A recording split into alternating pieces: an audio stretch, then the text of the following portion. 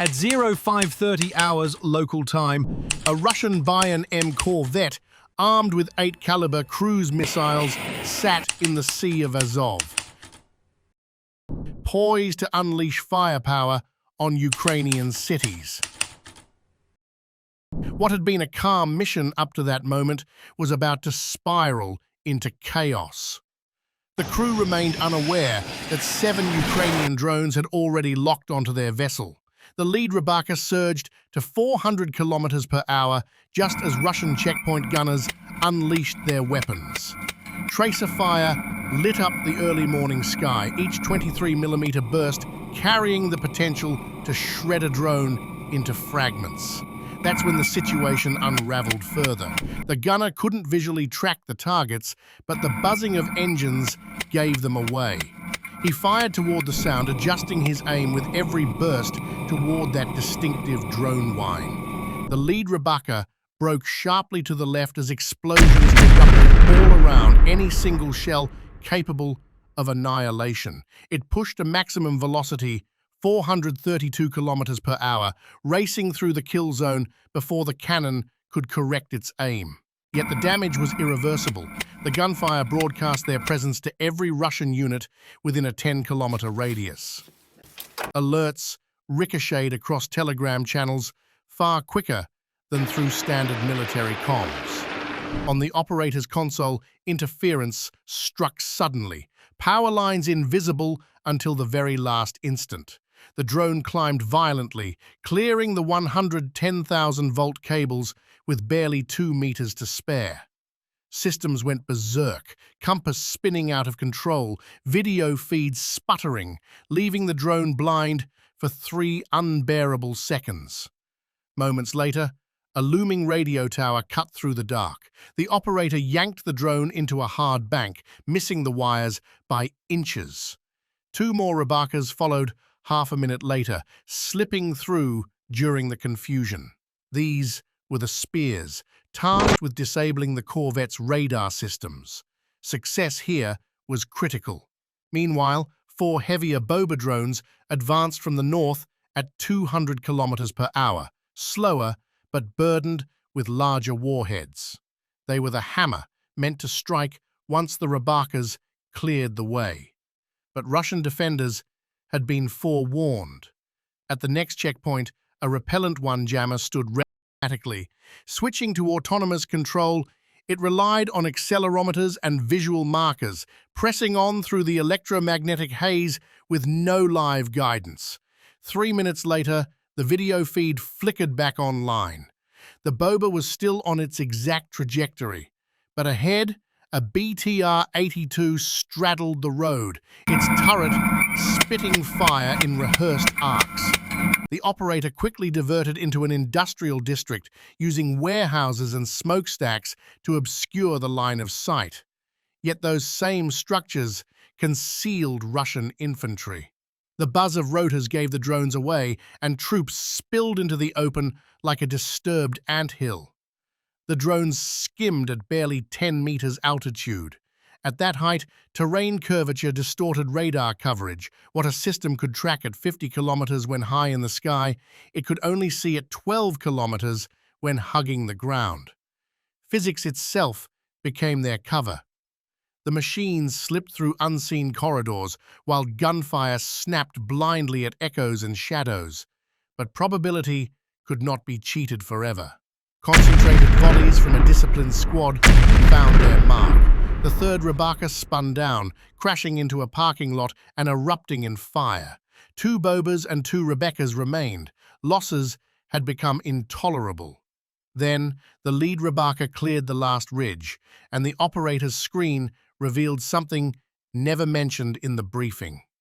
Within 4 seconds, he would have to make a call that determined whether the mission succeeded or every drone was lost. The Pantsir suddenly loosed 6 missiles at once, but these weren't standard SAMs. They were Pantsir M anti-drone interceptors, rushed into service after consumer quadcopters embarrassed Russian defenses. Each slender missile weighed 12 kilograms, fitted with a fragmentation charge of 200 tungsten pellets, engineered to expand outward in a deadly donut pattern, optimized for UAV kills. At 1,800 meters per second, the clouds spread into a lethal sphere 10 meters across, more than enough to erase the drones. The operator fired using layered tactics, one missile at 50 meters, another at 30, a third at 10, stacked engagement envelopes that forced the drone through at least one wall of shrapnel. The fire control system plotted intercept points in 3 dimensions, building a cage of destruction. Each proximity fuse pulsed radio signals, waiting for a metallic return to trigger detonation. But the Rabaka's operator had dissected Pantsir battles before. He knew the warheads carried a fatal flaw, an arming lag of 1.2 seconds after launch, a safeguard against premature detonation near the launcher. At 432 kilometers per hour, the drone chewed up 144 meters in that tiny window. The instant missile exhaust flared, he shoved the stick forward, diving straight at the battery.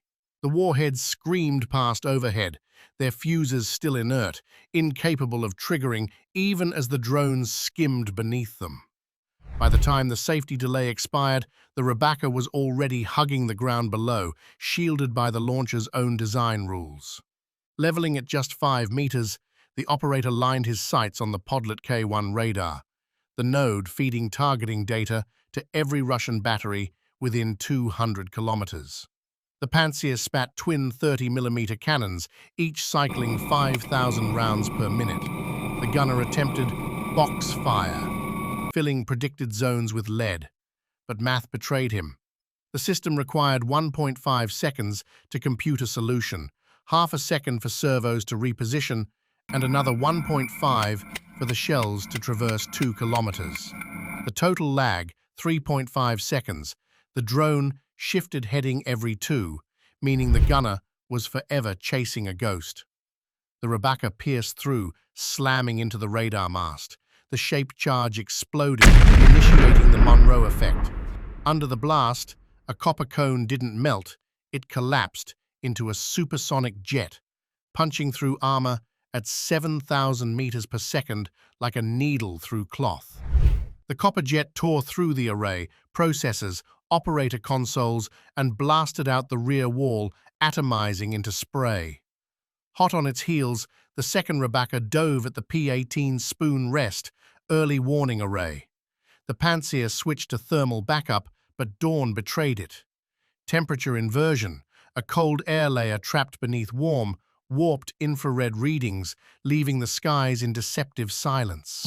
The mixing of air layers produced thermal shimmer, generating phantom heat signals. The drone's electric motors barely radiated warmth, perhaps 10 degrees above ambient, against the early morning sea, which still clung to the previous day's stored heat. On sensors, the UAV sometimes registered as a faint cold spot, then vanished entirely when skimming across cooler land terrain. The thermal imaging software, engineered to lock onto jet exhausts blazing at 600 degrees, could not sustain a trace on such subtle differentials. The Pantsir gunner, realizing this, fired blindly in desperation, unleashing a pre-programmed spiral sweep from the drone's last observed point, expanding outward like a hose spray. Such a tactic might pin down helicopters with sluggish maneuverability, but against a drone capable of pivoting 90 degrees within half a second, it was futile. 5,000 rounds later, not a single strike landed. The Rabaka slammed directly into the P-18 array, erasing 200 kilometers of radar reach in one blow. With both principal sensors obliterated, the corvette, lying 4 kilometers offshore, lost its eyes. Without the Podlet and P-18 feeding data, the vessel's own onboard radar could only sweep 40 kilometers, barely 2 minutes' notice of an inbound threat. The defensive umbrella shielding the corvette had collapsed. The ship, moments away from launching missiles at Ukraine, now floated exposed. Its radar finally picked up the drones at 4 kilometers, flickering ghost echoes appearing and fading with every wave surge. Distinguishing a UAV at 3 meters altitude from ocean swells of 2 meters became nearly impossible. Both returned signals of comparable strength. Doppler separation, the usual safeguard against clutter, failed outright as the drones varied their speed erratically between 80 and 120 knots. The filtering algorithm, meant to dismiss sea spray, began discarding real contacts instead. Every third scan, the drones vanished from the display as the computer judged them to be false returns. 30mm barrels spitting 10,000 rounds per minute. The fire control computer relied on Kalman filtering, projecting where a target should be next by blending prior tracks with current inputs. A method like predicting the course of a zigzagging car by averaging its past turns with what physics allows. But Ukrainian operators sabotaged the math, feeding erratic commands every 2 seconds. The duet was designed for P-270 Moskit missiles, massive 3,000-kilogram warheads flying stable trajectories, not 150-kilogram drones darting unpredictably. It was the equivalent of swatting at a hummingbird with a sledgehammer. The system needed 3.5 seconds to solve a firing solution, yet the drones shifted heading in two. The equations never synced. Unshaken by repeated misses, the corvette triggered its PK-10 decoy suite. Canisters burst, scattering chaff, aluminum strips trimmed to half the wavelength of radar beams. Each fragment reflected a radar signature greater than the drone itself, flooding the battle space with false targets. Within moments, hundreds of phantom returns blossomed across every radar display out to 50 kilometers. Against radar-guided missiles, that would form an almost impenetrable fog of targets. Against operator-piloted drones watching through onboard cameras, it simply produced dazzling reflections in the morning glare. The Ukrainian crews ignored the spectacle and kept visual lock on the ship. Next, the corvette's TK-25E electronic countermeasures kicked in, pumping roughly 200 watts across a broad band from 20 MHz up to 40 GHz. Versus conventional RC UAVs, that output would sever command links instantly. But these Ukrainian systems used frequency-hopping spread spectrum, leaping across 128 channels per second in a pseudo-random sequence known solely to their pilots. Jamming knocked out individual hops, causing intermittent frame loss and artifacting, yet never wiped enough contiguous channels to collapse control entirely. The video stream degraded from 1080p down to 480p, irritating but still readable. Anticipating the strike, the corvette's captain ordered hard S-turns at flank speed, but momentum doesn't bargain. The 949-ton ship needed about 15 seconds to alter course by 30 degrees. The drone required a mere 50 milliseconds to change heading. The Rybaka pilot studied that cadence and timed his run to the steady window between maneuvers. At 500 meters, he flipped to manual control. The radar mast filled his display, 6 meters of vital electronics. The duet cannons couldn't aim below -5 degrees. At 200 meters out and just 3 meters altitude, simple trigonometry put the drone beneath their firing arc. Deck crews with PKM machine guns tried to engage, but they faced an impossible timing problem. The UAV traversed their sightline in 0.8 seconds.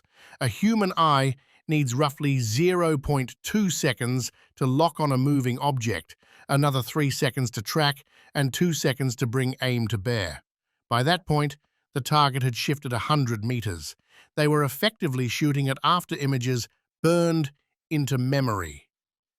The lead boba bore straight for the ship's central mass, the node hosting all its radar arrays, its shaped charge primed to sever those systems.